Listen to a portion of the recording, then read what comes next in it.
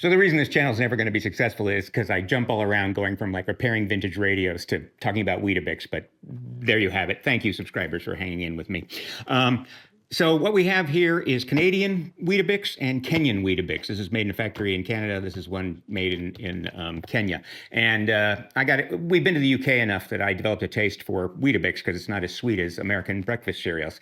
And one store in the neighborhood that carries it seems to have stopped carrying it. So I went to order it online, and you can get it for a good price. Although the price apparently goes up and down on Amazon for like, this was like $5-6. But people were complaining that they used to get the Canadian Weetabix, and now they're getting the Kenyan Weetabix. So I thought we'd do a little taste test here and see what the difference is. Just from looking at the nutrition labels, which are different, and say the two different, I'll put some B-roll in here. We can see that it has, the Kenyan one has a lot more salt. It goes from 160 milligrams of sodium in the Canadian to 210 milligrams of sodium in the Kenyan, and it has less iron, and it's another 20 calories. So I guess it's going to be saltier, at least. Well, we'll see. Anyway, so here we go. I will now move the camera closer so you can kind of see what I'm doing, and we'll taste this thing. So this is the last of my Canadian Weetabix, which is why I ordered more. And I only have two, what do I call these? Cakes, patties. So we'll put those in there, and you can see these are wrapped in this brown paper. And let's open up the Kenyan here and see what it looks like inside.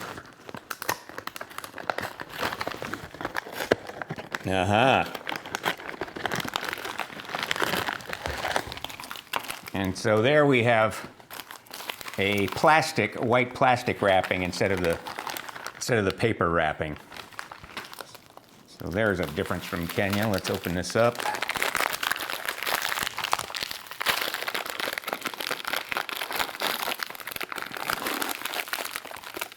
And we'll put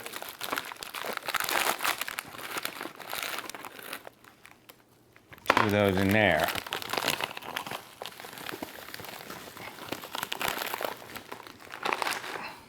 And make a big mess. Clean up. Don't want to mess my taste test up. There we go. So they're pretty similar. Here's Canadian and Kenyan. Let me get some milk. We'll pour a quarter cup of milk on both of these. Okay, moment of truth. I will say the Kenyan Weetabix seem to, what do I want to say, not absorb milk as well as the Canadian. But let's see.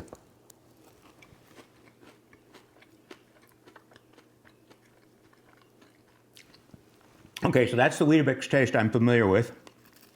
There's a hint of sweetness because it only has, what, 2% sugar or whatever, and very little sugar.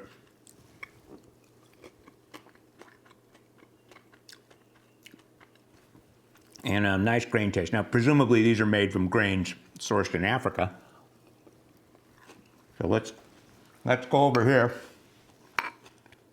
I should clear my palate, but we'll just go ahead. All right, so Kenya.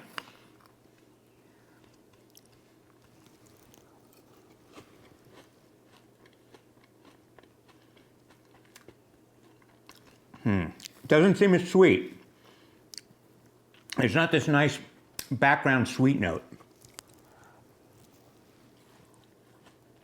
Even though the sugar is the same. And the texture,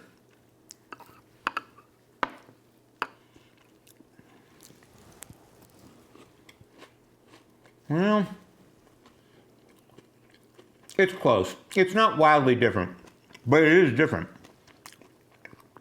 Yeah, this has a definite background sweetness the whole way through it. It's very subtle.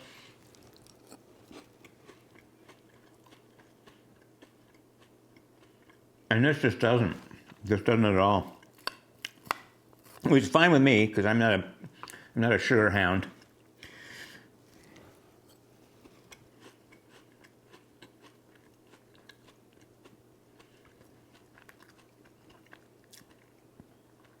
So I'm not sure where the extra 20 calories come from. And I'm not tasting a lot more salt.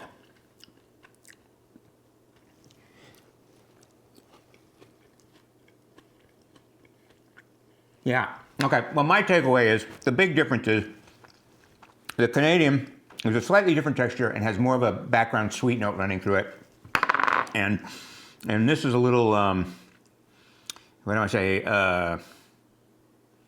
grainier. It has more air in the patty, and does not have that background sweet note. Or if it does, it's very subtle.